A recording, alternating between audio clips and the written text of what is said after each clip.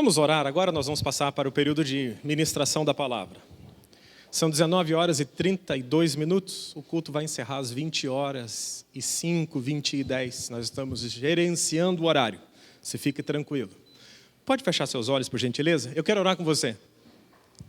Orar com você nesse momento em que a palavra de Deus vai ser derramada no nosso coração. E quando a palavra de Deus é derramada, quando a palavra de Deus é plantada, é lançada a semente da palavra de Deus, o diabo faz de tudo para roubá-la da pessoa que está ouvindo. Jesus disse que o semeador saiu a semear e quando a semente caiu no ambiente que era duro, as aves dos céus vieram e pegaram a semente e levaram embora. E ele mesmo explicou a parábola. A semente é o evangelho. E toda pessoa que ouve o evangelho, porém não entende, o diabo vem e rouba a semente, para que a pessoa não entenda e não se converta. Em nome de Jesus, isso não vai acontecer nessa noite. A palavra vai ser lançada e vai cair dentro dos recônditos mais profundos da sua alma. E vai frutificar no mínimo 30 vezes mais. Na média 60, mas a maioria vai ter 100 por 1 para a glória do nome de Jesus. Pai, este auditório está debaixo das tuas mãos.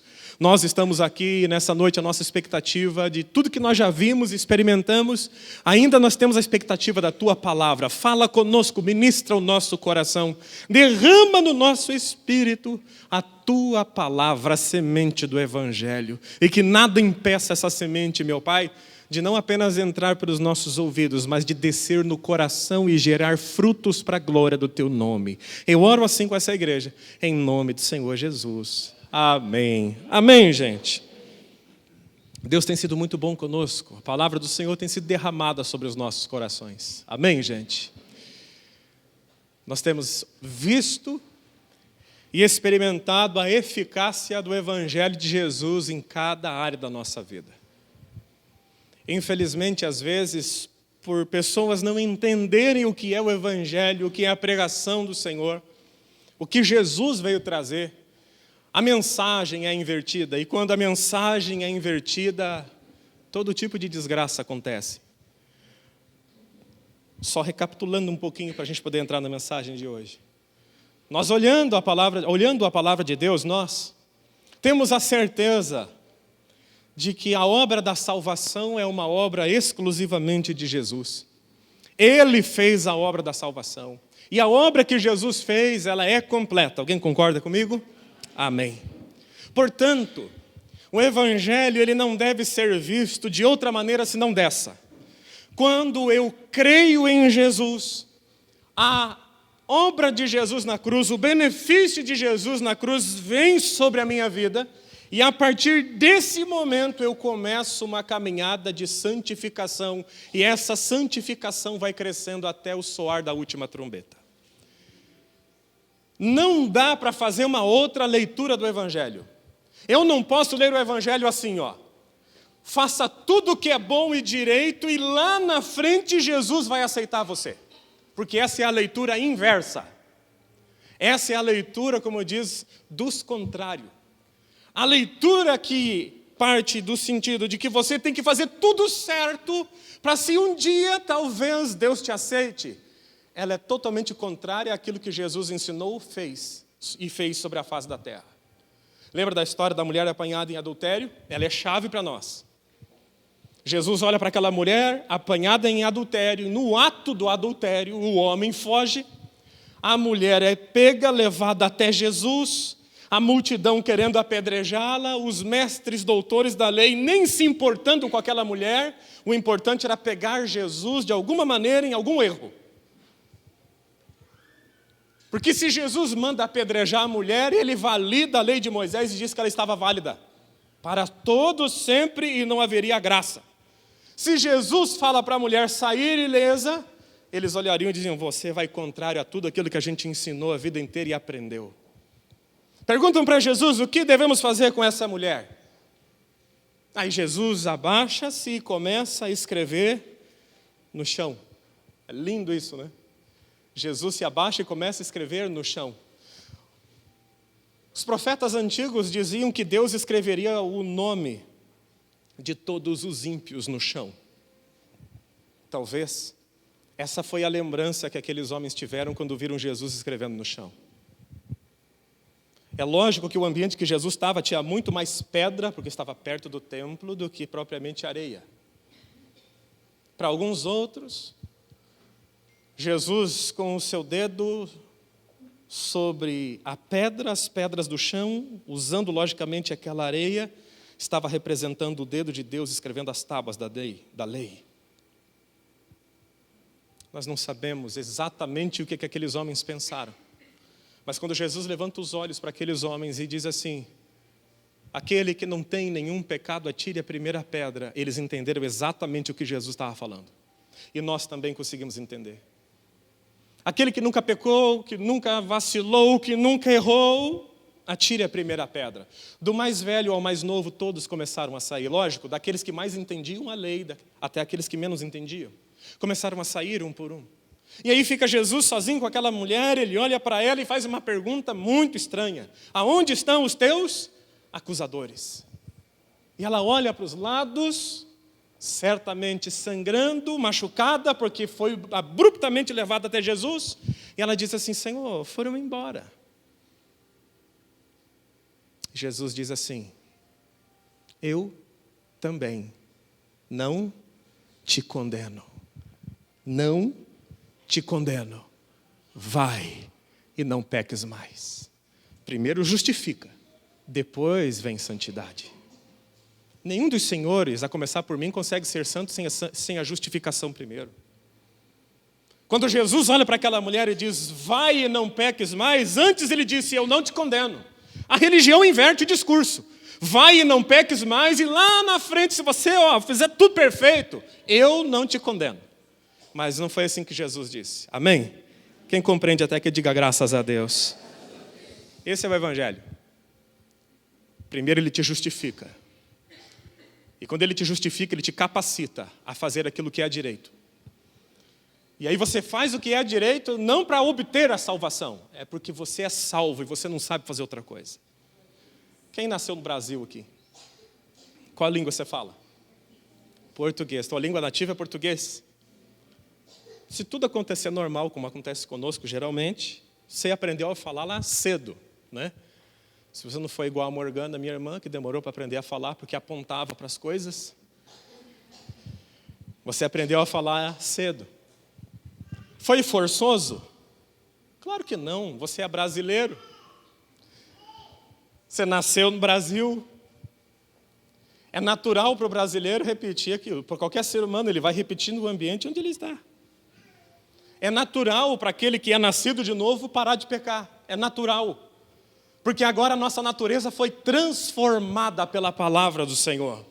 Agora eu não sou inclinado para o pecado, não. Eu sou inclinado para fazer o que Deus gosta. E isso é um processo. Quanto mais tempo vai passando, mais eu vou aprendendo e mais vou correspondendo a tudo que Jesus fez por mim. Esse é o evangelho que nós temos anunciado, é o evangelho que Jesus pregou há muito tempo atrás. O evangelho do favor do Senhor. Esses dias conversávamos, eu e minha esposa, com uma moça, e ela dizia assim, graças a Deus ela não é daqui para ter essa mentalidade, eu espero que ninguém dessa igreja tenha essa mentalidade. E dizem assim, eles me cobram que eu faça tudo direito, e diz que Jesus pagou pelos meus pecados, porém, é tão difícil obter esse perdão que dá a impressão que é impossível. Isso é religião. Te bota uma canga muito mais pesada. Jesus falou sobre isso. Cuidado com os escribas e fariseus. Eles botam uma carga pesada nas suas costas e nem com o dedo mínimo ajudam você a carregá-la. Jesus veio para destruir as obras do diabo. E a maior obra do diabo era o pecado. Era isso que o apóstolo João estava escrevendo quando Jesus veio para destruir as obras do diabo. Jesus veio para destruir a força do pecado contra a minha vida e contra a sua vida. Por isso aquele que está em Cristo é nova criatura, as coisas velhas ficaram para trás e tudo se fez novo. É por isso que aquele que está em Cristo, já não há mais condenação para quem está em Cristo Jesus. Quem está em Cristo Jesus? Não há condenação sobre a sua vida, sua dívida está paga, Jesus pagou o preço na cruz do Calvário. Você pode celebrar a Deus por isso nessa noite, aplaudindo o nome dEle, glorificando o nome dEle. Aleluia! Louvado seja o nome de Jesus. Está pago. Está pago. E se está pago, foi resolvido. E se foi resolvido, agora eu tenho que aprender a me mover nesse ambiente apenas. Quem trouxe a palavra do Senhor, abre no Salmo 103, por gentileza. Vamos começar daqui. Abrir a Bíblia, né? A palavra já está sendo ministrada. Há 10 minutos e 36 segundos já estamos anunciando a palavra do Senhor. Salmo capítulo de número 103, verso 1 e 2. Na verdade, o desejo do meu coração é chegar lá em Colossenses capítulo 4, e se for possível chegaremos, senão fica uma mensagem em 2 capítulos. Aí você vai ter que voltar semana que vem. Vê que maravilha. Salmo 103. Bendize, ó minha alma, ao Senhor, e tudo que há em mim, bendiga o seu santo nome. Bendize, ó minha alma, ao Senhor, e não te esqueça de nenhum dos seus benefícios. É interessante essa palavra benefícios aqui. Benefício é aquilo que você recebe. Tem operadoras de cartão de crédito, por exemplo, que quando você aluga carros por 4 dias, ela te dá a 5ª diária. Quando você aluga carro por 9 dias, ela te dá a 10ª diária. Te dá um desconto, aquela coisa toda. É um benefício que está naquele cartão. Se você tem esse cartão, mas não conhece o benefício, você vai pagar 10 diárias.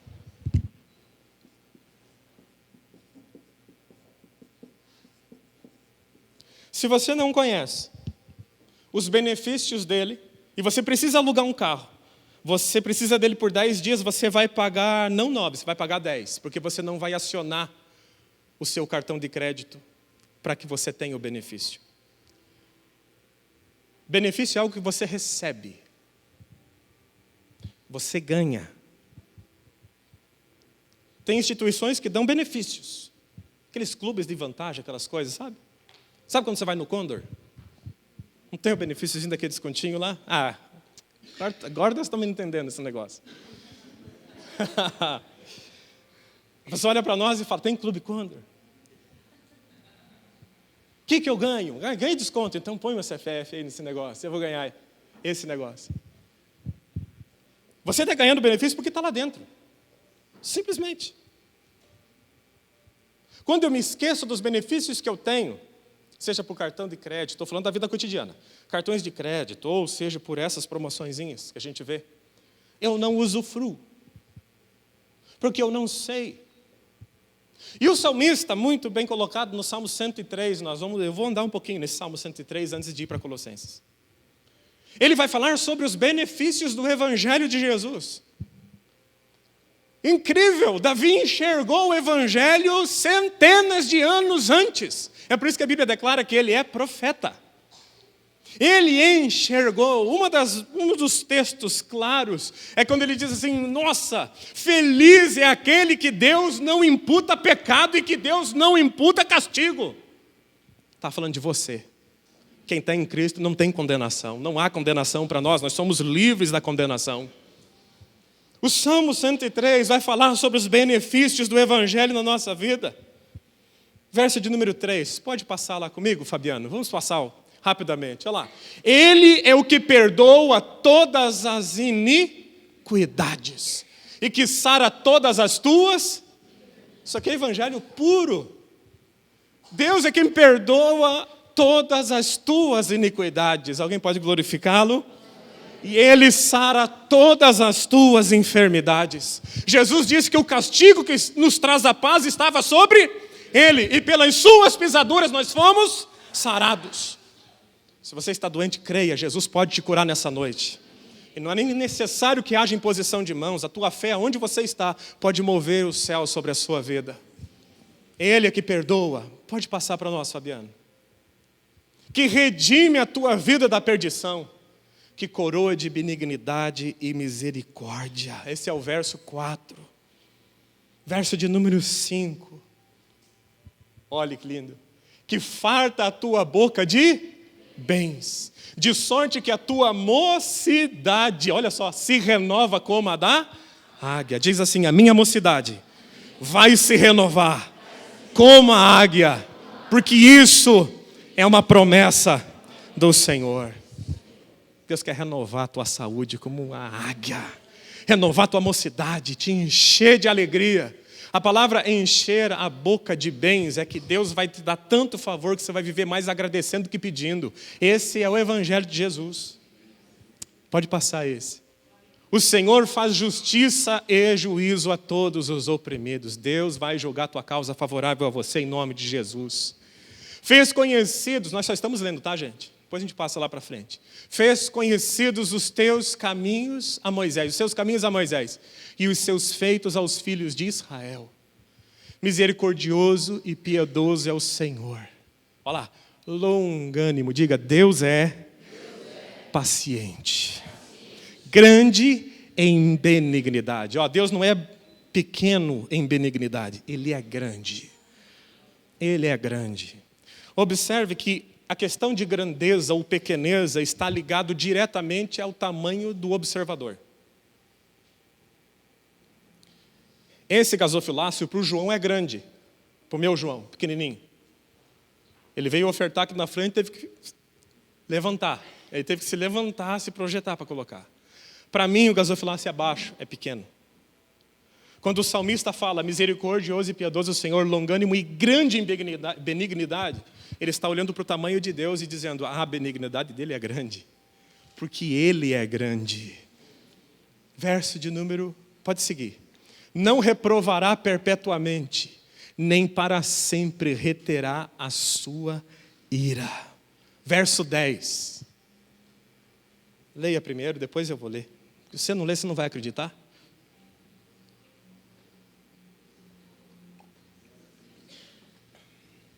Se você crer, você já vai glorificando o nome de Jesus e tomando posse dessa palavra no seu coração.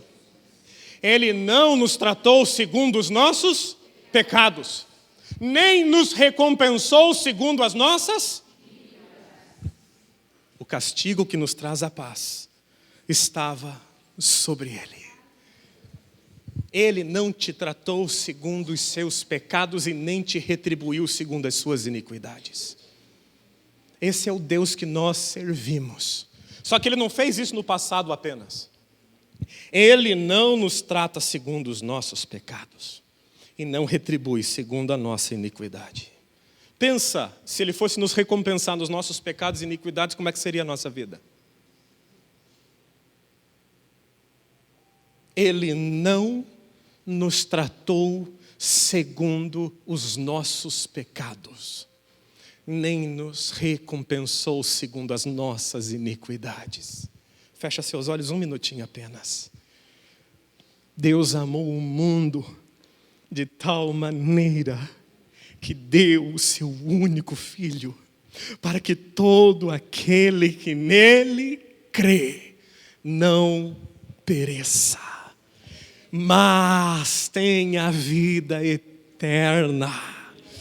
Jesus veio para você não perecer, para eu não perecer. A palavra perecer, ela tem dois significados com seus olhos fechados. Estou ministrando isso no seu coração. O Espírito Santo está ministrando. A palavra perecer tem dois significados. O que aponta para a eternidade, o que aponta para a terrenalidade, a terra, para a terra. Perecer, para o sentido terreno da palavra, é não estragar. E perecer no sentido eterno é não ter perdição eterna, ser salvo do julgamento vindouro. Jesus veio para trazer vida, e vida com abundância. Veio para trazer vida, aponta para a terra, vida com abundância, a eternidade. A vida na terra é que você não se azede, não se estrague ao longo do tempo.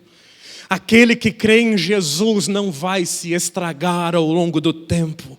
Não tenha medo do futuro, teu futuro é glorioso em Cristo Jesus. Não tenha medo do futuro nessa terra, não tenha medo do que virá. Você e eu iremos de cada vez melhor e cada vez melhor. É de fé em fé, de glória em glória. E não tema teu futuro eterno, porque quem está em Cristo não vai perecer. Você não é o filho da ira, você é filho de Deus. Se você está em Cristo, crê em Jesus Cristo, entregou sua vida para Ele, a tua eternidade já está resolvida. E está para a glória do nome de Jesus a tua salvação. Se você crê nisso nessa noite, eu quero orar com você. Aleluia. O Evangelho liberta. A religião é uma droga que te escraviza, mas o Evangelho liberta. Já não há condenação mesmo. Porque quando Deus olha para mim, Ele olha o sangue de Jesus Cristo sobre a minha vida. Ele olha o sacrifício de Jesus. Eu me revesti de Cristo, nos revestimos de Cristo. Se você recebeu Jesus como Salvador e naturalmente desceu as águas do batismo, porque isso é a sequência. Quem sabe você hoje está começando a crer nisso e nem tem o tempo de se batizar ainda. É para você essa mensagem também. É a mensagem de salvação. Para você que está escravo da religião, essa mensagem é para você. Jesus veio para trazer vida e libertação. E já vamos para Colossenses tratar disso. Mas por enquanto eu quero orar com você, meu irmão. Você que nessa noite está com o coração cheio de fé. Que você se alegra nessa mensagem. Jesus está te chamando para uma vida nova, uma vida transformadora, uma vida livre, uma vida alegre, uma vida feliz, uma vida onde Ele ama você mesmo de verdade, aonde Ele não fica te mandando pragas para ver se você se conserta. Não, porque esse não é o Evangelho. Pastor, mas não existe condenação? Existe. Quem não crê em Jesus já está condenado, diz a palavra do Senhor. Mas isso não é para mim nem para você que está crendo nessa noite. Essa palavra não é para nós é a palavra da salvação. Eu quero orar com você. Quem sabe você carrega condenação dentro do seu coração. Jesus veio para perdoar todos os seus pecados, zerar a tua conta. Você não precisa pagar por ela. Você não precisa. Jesus é maravilhoso. O sacrifício dele é suficiente. Aleluia. Meus queridos irmãos, em decorrência da hora que nós estamos, nós vamos ter que encerrar por aqui. Eu quero pedir que você se levante. Toda a igreja se coloque de pé. Toda a igreja se coloca de pé. Só pregamos até a metade, mas Jesus está querendo operar na sua vida nessa noite.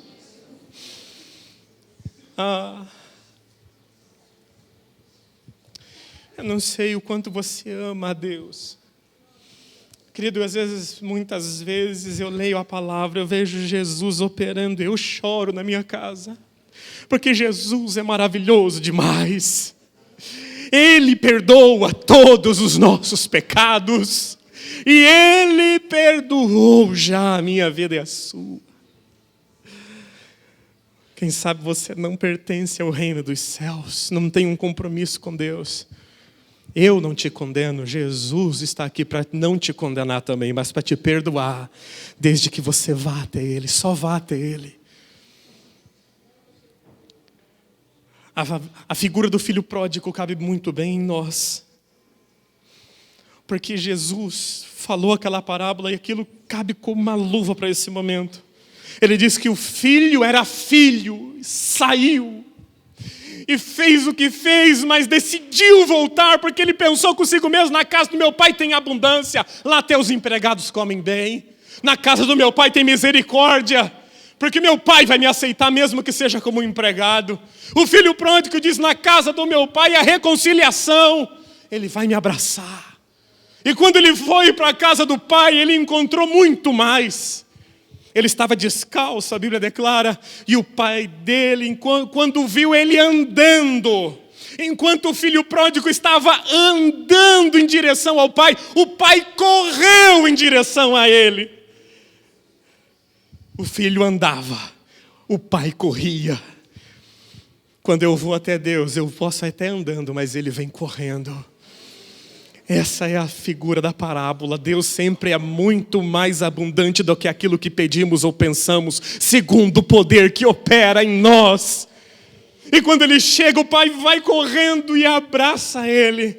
E o pai já providencia a restauração da posição do filho. Põe as sandálias no pé dele. Escravos andavam descalços, nobres andavam com sandálias. O que o pai estava fazendo? Restaurando a posição daquele rapaz. Meu irmão, é a era da graça.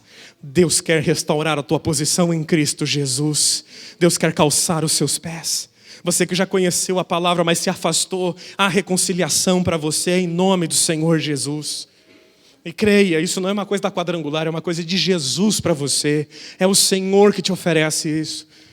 Tirou as roupas imundas, os trapos de injustiça e de pecado e colocou vestes novas. Quem colocou a veste naquele rapaz? Jesus colocou, o Pai colocou a veste nele. Assim como Jesus te veste de vestes de salvação. Ele que te veste. Coloca um anel no seu dedo, te dá autoridade de novo.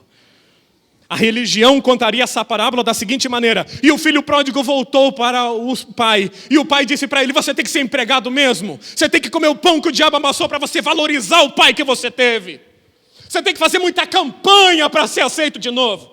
Jesus não fez nada disso. A parábola diz que o filho volta e o pai abraça, põe a sandália, põe a veste, põe o anel, mata o novilho e fala: aquele que estava morto ressuscitou. Alegria houve naquela casa. Quem que ficou mal com essa história? O filho mais velho, simbolizando os judeus, que estavam o tempo todo com o Senhor e não valorizaram, e agora o evangelho estava sendo anunciado, iria ser anunciado para as nações.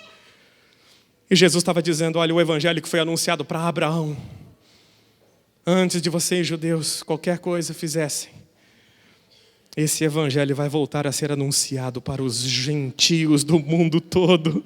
E haverá alegria na casa do Senhor. Porque os filhos virão de todas as partes da terra. Do norte, do sul, do leste e do oeste. Como diz o livro de Isaías. Que o norte não retenha, que o sul não segure, que o leste e o oeste não fechem as portas. Haverá salvação para todos que crerem em Jesus Cristo. O filho volta para casa, o filho mais velho, os judeus, os da circuncisão, os da lei. Eu sempre estive contigo, o Senhor nunca me deu nada. E o pai da parábola, que é o símbolo de Deus, olha para o filho e diz: tudo que é meu sempre foi teu. Você não aproveitou porque você não quis. Tudo que está aqui está à tua disposição. E o filho diz: eu trabalhei muito, eu ralei muito, eu suei muito para conseguir tudo, e o Senhor nunca me deu nada. E o pai fala: sempre foi teu. Igreja do Evangelho Quadrangular Jardim Virgínia, sempre foi teu. A graça do Senhor Jesus Cristo, as benfeitorias do reino, é tudo para nós. Abramos os nossos corações nessa noite e deixamos o Rei da Glória, que é Jesus Cristo, nosso Senhor, vir com força e poder sobre a nossa vida e declarar o brado de vitória sobre cada um de nós. Deixa Deus vencer a tua teimosia. Quando é que Deus vence? Quando você se rende e diz: eu quero vida. A salvação e graça, a alegria no Espírito Santo. Os braços do Pai estão abertos. Nessa noite, nós precisamos apenas crer no Senhor Jesus. É claro que a nossa vida muda, os nossos conceitos mudam, é claro que a nossa mentalidade muda, mas ela muda a partir de que Jesus nos salva. Nessa noite eu quero orar por todos que estão nessa casa de oração. Mas quem sabe, há pessoas que estão aqui nessa noite, que precisam de um toque de Jesus, que precisam de uma restauração na sua vida. A igreja toda com seus olhos fechados. Você que precisa, que você deseja ter um encontro real com Jesus. Hoje é uma noite para você fazer isso. Você não precisa pagar nada, você não precisa fazer uma campanha de 10 domingos, você não precisa fazer nada disso. Apenas creia em Jesus Cristo. Creia. Creia. Quem sabe a gente mais velha na fé, que ao longo do tempo foi se estragando, foi se tornando um pouco rancoroso, um pouco azedo, um pouco crítico demais. E nessa noite deseja ter o coração restaurado por Jesus. Eu quero orar por vocês. Me permitam nessa noite orar por vocês. Se você tem o seu coração que ao longo do tempo se magoou, se estragou por alguma coisa, eu não digo que você não presta, eu estou falando que quem sabe um líder, alguma situação dentro de uma igreja, ou mesmo até ao longo da tua caminhada cristã, você por algum motivo se ofendeu a ponto de se magoar, ficou ofendido, e você deseja ser aquela pessoa que você era. Jesus veio te restaurar nessa noite. Faça um sinal com a sua mão. Você que quer que Deus encha teu coração de alegria do Espírito Santo. Quem sabe você está triste nessa noite e precisa ser restaurado na sua alegria. Levante sua mão bem alto, todos com a igreja com os olhos fechados. Eu quero te pedir um ato de fé. Deus vai encher teu coração de alegria e de gozo. Saia do seu lugar e venha aqui na frente, nós vamos orar com você. Nós não te condenamos, porque nós nascemos aqui, essa igreja nasceu para pregar o evangelho, não para apontar o dedo. Nós estamos pregando a palavra. É a restauração. Você quer plenitude de Deus, você quer reconciliação com o Pai. Se você quer receber Jesus como Senhor da sua vida nessa noite, saia do seu lugar e venha aqui diante do altar. Quem sabe você, mulher que está aqui nessa noite, está magoada com seu marido, rancorosa. Jesus quer transformar teu coração e Ele pode, porque Deus quer que o teu casamento vá de bem, é a melhor. Ele quer a tua bênção. Deus não quer te condenar, não é a época disso. Jesus disse, eu não vim para condenar, eu vim para salvar. O evangelho é para a salvação e não para a destruição dos homens. Nessa noite nós vamos orar. Você que está lá no banco, você tem que adorar Jesus nessa hora. Você não tem que ficar preso aqui o que está acontecendo na frente. Vai glorificando a Deus. Bendiz a minha alma. O Salmo 103 que nós começamos a ministrar nessa noite. Bendigo a minha alma ao Senhor por todos os seus benefícios. Vai adorando a Deus por tudo que Deus já fez na sua vida. Eu vou orar com os irmãos aqui na frente em nome de Jesus. Pai, aqui estamos, meu Pai, com fé diante do teu altar. O nosso coração não vai se estragar, o nosso coração não vai ser destruído, porque o Senhor é o nosso Deus. Nós cremos no Evangelho de Jesus. O apóstolo Paulo falou algo e eu creio. Do Evangelho nós não nos envergonhamos, porque é o poder de Deus para a salvação do judeu e do gentio. Nós cremos nisso, meu Pai. E não nos envergonhamos do Evangelho de Jesus. Cura corações nessa noite, meu Pai. As mágoas do passado, as dores do passado, que sejam agora saradas em nome de Jesus, meu Pai. Aquele que está se reconciliando contigo, meu Deus, a festa no céu por isso. Nós cremos e essa igreja celebra. Mas agora, meu Pai, eu também te peço, aqueles que estavam ofendidos com líderes, meu Pai, ou com o próprio Evangelho, quem sabe em algum momento o Evangelho foi apresentado de má forma, meu Pai, a ponto dessa pessoa se ofender, se magoar, se entristecer. Eu te peço que haja cura sobre ela, cura sobre os relacionamentos, cura, meu Pai, em nome de Jesus. Restaura esse coração, restaura essa alma, meu Pai, em nome de Jesus Cristo, que haja transformação, em nome do Senhor Jesus. Eu oro, abençoando a sua vida e declarando sobre a sua vida a cura do Senhor, o ano aceitável do Senhor, em nome de Jesus. Que toda rancor, toda mágoa seja desfeita e que a alegria de Jesus, o único que pode alegrar, nele estava a vida e a vida era a luz dos homens. A alegria dos homens é Jesus, e Ele vai entrar no seu coração e vai te abençoar em todas as tuas saídas, e todos os teus adversários cairão por terra em nome de Jesus. E quando eu falo adversário, não estou falando de gente, eu estou falando de demônios que usam situações. Eles não prevalecerão contra você e nem contra a sua casa, porque maior é aquele que está em nós do que aquele que está no mundo. Cremos e ponto final. Essa é a nossa fé, essa é a nossa crença. Em Cristo cremos e em Cristo nos movemos e morreremos no corpo se necessário em Cristo Jesus, mas viveremos eternamente com Ele. Assim eu declaro sobre a tua vida a bênção, a graça, a paz, a restauração e a felicidade do Espírito Santo de Deus, mediante Jesus Cristo nessa noite, em nome de Jesus. Amém. Volta para o seu lugar, a igreja aplaude o nome de Jesus, glorifica o nome dEle.